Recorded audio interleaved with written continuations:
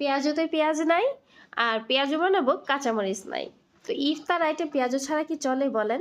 এখানে যেটা দেখতে পাচ্ছেন পেঁয়াজুতে পেঁয়াজের পরিমাণ কম আছে, ডালের পরিমাণ অনেক বেশি। তো এটাকে আমি পেঁয়াজু না বলে ডালের বড়া বলতেই পারি। আর এই ডালের বড়া বানাতে কাঁচামরিচ কিন্তু অপরিহার্য। কাঁচামরিচ না থাকা সত্ত্বেও কিভাবে আমি এই ডালের বড়া তৈরি করলাম সেটাই এখন আপনাদের সাথে শেয়ার করছি। তো দেখতে থাকুন আমার সাথে। যাচ্ছিলাম ইফতার বানাতে, কাঁচামরিচ নাই, তো কি আর করার, চলে আসছি নিজের হাতের লাগানো গাছ থেকে মরিচ উত্তোলন করতে।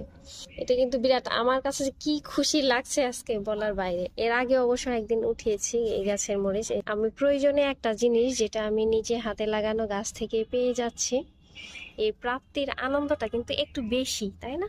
যাই হোক, আমি এখন মরিচ উঠিয়ে নিলাম, 2টা নিয়েছি, 2টা দিয়ে আমি প্রায় 3 দিন খেতে পারবো। সবাই জানেন বোম্বাই মরিচের কিন্তু অনেক ঝাল, অনেক ঝাল। সূর্য প্রায় ডুবে ডুবে অবস্থা। তো এই সময় আমি রান্না করতে গিয়েছি, ঠিক এই সময় মরিচের অভাব, মরিচ নাই।